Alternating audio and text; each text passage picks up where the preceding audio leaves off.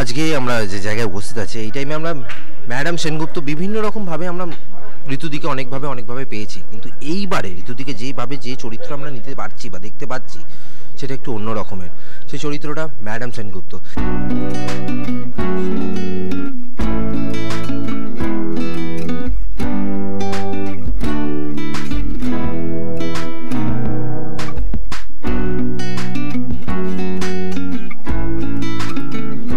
Madam সেনগুপ্তকে যে madam Sengupta করার পেছনে যার ভূমিকা অনবদ্য সেই সায়ন্তন, সেই ডিরেক্টরের সঙ্গে আমরা একটু কথা বলে নেব। হ্যাঁ, সেটা কিছুটা ক্রেডিট তো আমার আছেই, যেটা বললে যে অন্যরকমভাবে পাচ্ছি, এবং সেটাই এম ছিল যে ঋতুদি এত ছবি করেছে, নতুনভাবে কীভাবে প্রেজেন্ট করা যায়। তো সেখান থেকে এই ছবির ভাবনা শুরু।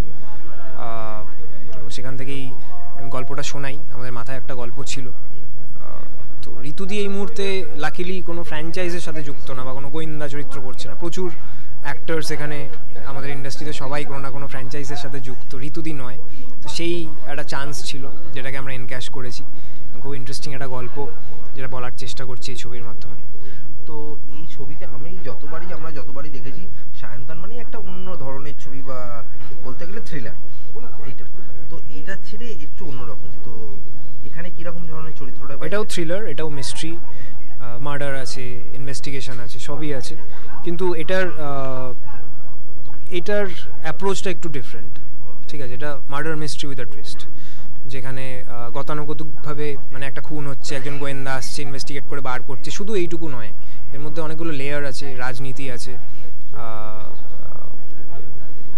আর একটা জিনিস না বললে নয়, সেটা হচ্ছে এই যে সিরিয়াল কিলিংটা হচ্ছে, এর যে মোডাস অপারেন্ডি, তার সাথে সুকুমার রায়ের আবোল তাবোলের একটা লিঙ্ক আছে, যেটা এটাকে খুব ইন্টারেস্টিং করে দেয়। তো এর বেশি আমি গল্প কিছু এই মুহূর্তে বলতে পারবো না। তো ছবির মিউজিক নিয়ে যদি একটু কিছু বলো। ছবির মিউজিক নিয়ে এই মুহূর্তে আমরা প্ল্যানিং স্টেজে আছি, কারণ ছবিটা এখনও ফ্লোরে যায়নি। আমরা কথাবার্তা চলছে এখন, তো যতক্ষণ না কিছু ফাইনালাইজ হবে আমি তো বলতে পারবো না মিউজিক নিয়ে। বাট ফেব্রুয়ারি মার্চে আমরা এই ফিল্মে শ্যুট করব। তারপরে আমরা শুটিং লোকেশন কোথায় কোথায় রাখা? কলকাতা বাদে নর্থ বেঙ্গল।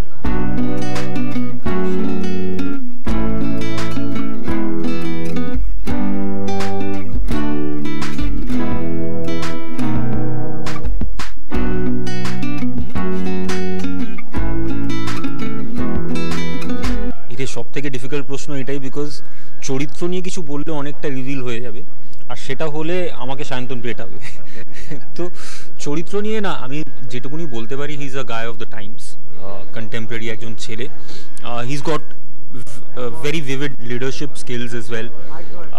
কিন্তু ছেলেটার নিজস্ব কিছু মোটিভেশন, কিছু অ্যাম্বিশনস এগুলোও আছে জীবনে, আর সেইগুলো গল্পের পরিপ্রেক্ষিতে কীভাবে সারফেসে আসে, বাকি লোকজনকে কিভাবে এফেক্ট করে, বাকি চরিত্রদেরকে, সেটা সিনেমাটা দেখলে বোঝা যাবে। এর থেকে বেশি বললে তাহলে মেবি আইল বি স্পয়লিং দ্য ফিল্ম।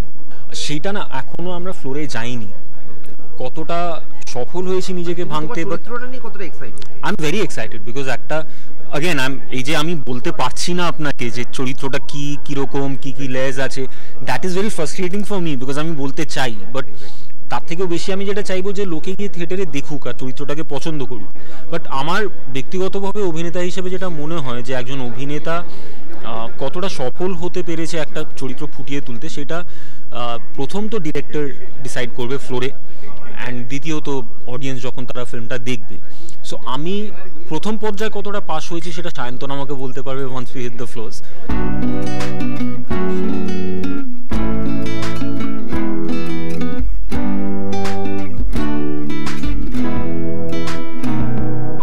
ঋতুদিকে আমরা বিভিন্নভাবে বিভিন্ন চরিত্র আমরা পেয়েছি। এইবারে ঋতুদিকে যে চরিত্র পেতে যাচ্ছি ম্যাডাম সেনগুপ্তা। তো ম্যাডাম সেনগুপ্তা থেকে আমরা জানবো তার চরিত্র ব্যাপারে, এবং আপকামিং সায়ন্তন মানে একটা থ্রিলার, তো সেই থ্রিলার ছবি সম্বন্ধে ঋতুদি প্রথম সায়ন্তনের সঙ্গে ছবি, তো কেমন লাগছে সেই এক্সপিরিয়েন্সটা সেটা ঋতুদির থেকে জানবো।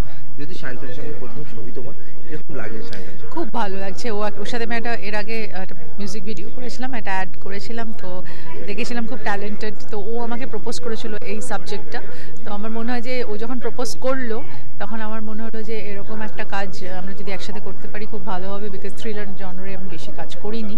তো তারপরে একটা নতুন প্রোডাকশন হাউসও মানে খুব উৎসাহিত হলো এই ধরনের একটা কাজ করতে। তো দ্যাট ইজ দ্য থিং।